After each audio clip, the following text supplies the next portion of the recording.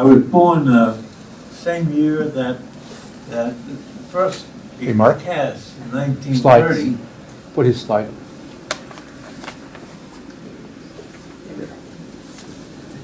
Oh, that's all about me. There's a handsome-looking guy up there. Yes, I was born in 1930 in Berlin, Germany. And my father, I have told the story so many times, came home on January 30th, 1930. And that was the day that Hitler became Reich Chancellor, the same as a Prime Minister.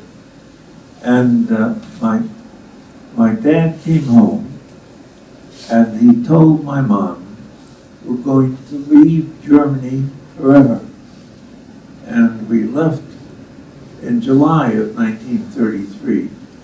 So my friend Cass, who saw some terrible things and lived through some terrible times, I was spared that because of my father's great foresight.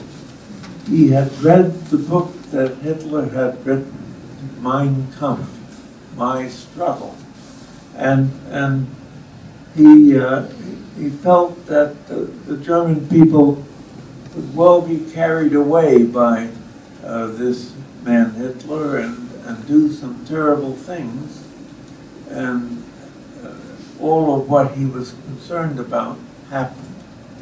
So in July 1933, we left Germany. I was still 2, and so I have no recollection of Germany at all.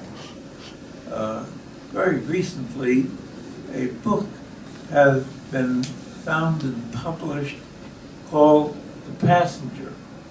And The Passenger was a story of a Jewish businessman who, after Kristallnacht in 1938, the Germans really came down on the Jewish people in their own country.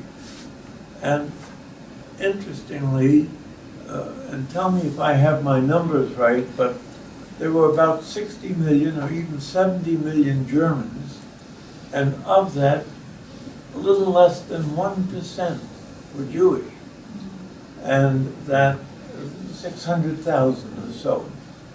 And yet that 600,000 was blamed for all the bad things that had happened in Germany. And my wife is with me tonight, I might tell you.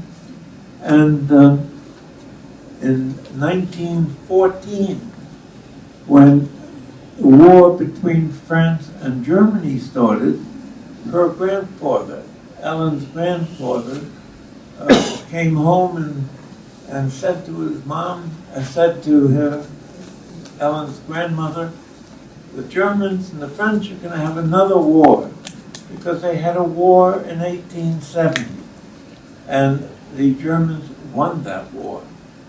And that they're going to have another war, and my 2 sons, her dad, my Ellen's dad, and Ellen's uncle, would be taken into the German army. The German army was a bad deal for everybody, but for Jewish people, it was really a bad deal. They did not get the good jobs at all.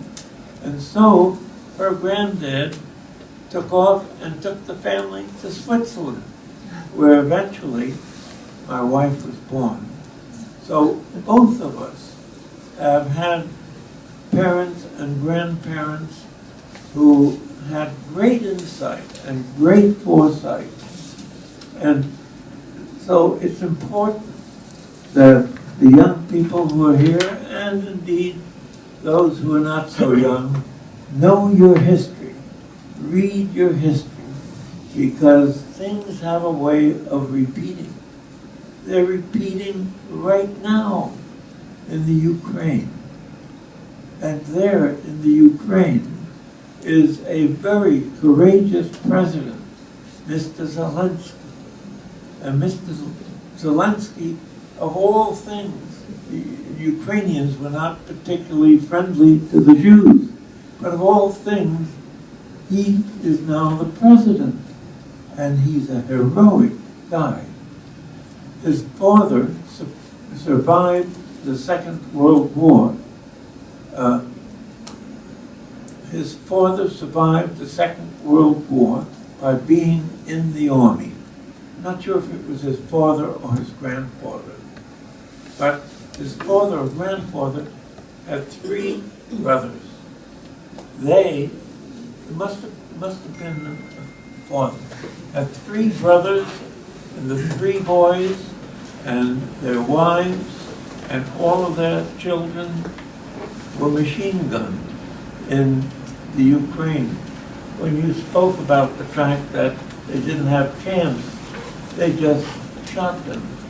And there's a camp very close to the capital of the Ukraine where now fighting is occurring every day, called Barbie Yar. And in one weekend there, in the early 1942 or 3, they just shot and killed 33,000 Jews who were put into a common grave, and they're just terrible, terrible things that happened in the war and happened in the World War II and are happening once again.